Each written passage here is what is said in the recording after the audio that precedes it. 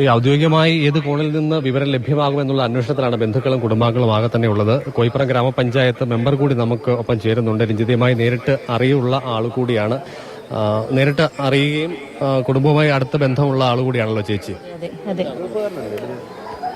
ഇപ്പൊ ഉറപ്പായിട്ട് ഇല്ലല്ലോ, ഉറപ്പ് പറയാറായിട്ടില്ല.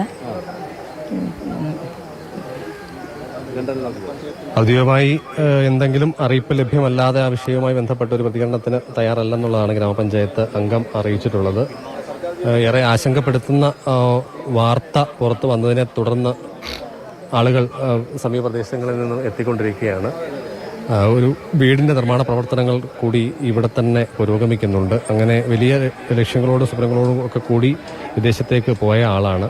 അങ്ങനെ ജോലിയിൽ കൂടുതൽ കാലം തുടരുന്നതിൻ്റെ ആവശ്യമായ ഔദ്യോഗികമായി ജോലി ലഭ്യമാകുന്ന ലക്ഷ്യത്തോടു കൂടി അങ്ങനെ ഒരു അവധി അധികമായി നേടുന്നതിന് വേണ്ടി കൂടിയാണ് രഞ്ജിത ദിവസങ്ങൾക്ക് മുൻപ് നാട്ടിലെത്തിയത്. അങ്ങനെ പത്തനംതിട്ട ജില്ലാ ആശുപത്രി, കോഴഞ്ചേരി പ്രവർത്തിക്കുന്ന ജില്ലാ ആശുപത്രിയിൽ നേഴ്സായി പ്രവർത്തിച്ചിരുന്ന അവർ 5 വർഷത്തെ അവധി കൂടി നേടി ഉള്ള യാത്രയിലായിരുന്നു ഈ അപകടം സംഭവിച്ചത്.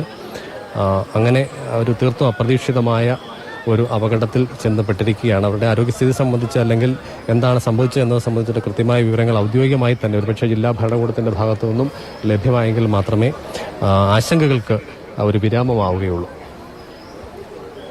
എന്തായാലും ഒരു മലയാളി ഉൾപ്പെട്ടിരിക്കുന്നു എന്ന വിവരം കൂടിയുണ്ട്. കൂടുതൽ കാര്യങ്ങൾ സ്ഥിരീകരിക്കണം. എന്തായാലും രഞ്ജിത ഗോപകുമാരൻ നായർ ഈ വ്യക്തി തന്നെയാണോ ഫ്ലൈറ്റിലുണ്ടായിരുന്നത് എന്ന് സ്ഥിരീകരിക്കണം. പക്ഷേ ഏറെക്കുറെ ഉറപ്പാണ്. കാരണം അഹമ്മദാബാദിൽ നിന്നാണ് അവർ ഫ്ലൈറ്റിൽ ഗാറ്റ്വിക്കിലേക്ക് പോകേണ്ടിയിരുന്നത്. അപ്പോൾ